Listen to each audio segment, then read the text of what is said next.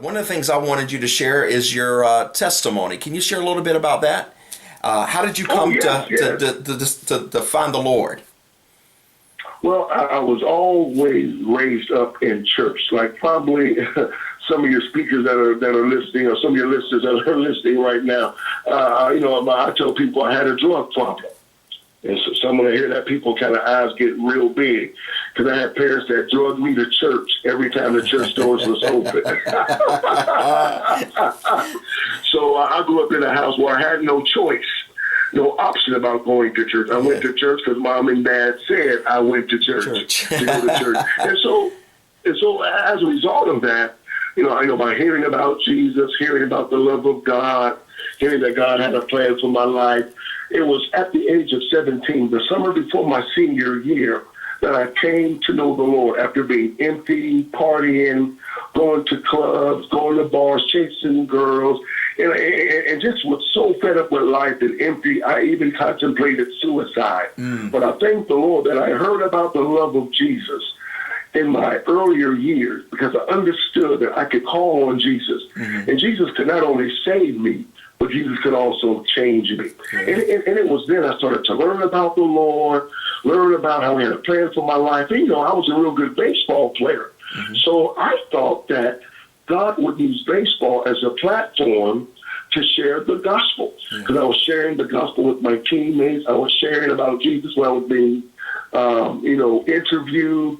I ended up getting a baseball scholarship to a university. And then from there, I played with Athletes in Action. And then after that, I ended up signing to play professional baseball with the Philadelphia Phillies. Wow. And how did God call you into ministry? I mean, how did you get from baseball all the way into doing what you're doing today, traveling all over the world, ministering the gospel?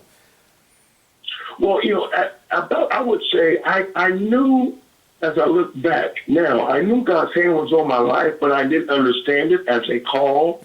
I just had a desire to reach people by any means necessary. And so it's probably about the age of 21 when I answered the call of God. And what happened was, when I was done playing baseball with the Phillies, I was like, where do I go from here? I love God. I want to reach people, but what does that mean? I went back to my home church, where I got involved in some of the ministries that was inside of our local church. And it was there, through a mentor, that God started to shape and fashion and give me direction about me to go to Bible college.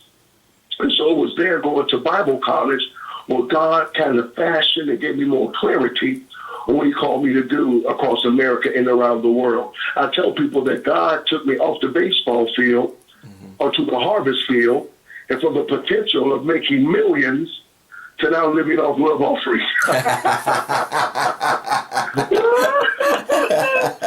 but I wouldn't change it. And I let people know that when God closes a door, it just lets us know that there's another door that's bigger that he has waiting for you. That's right. And can you say that one more time? When God closes a door.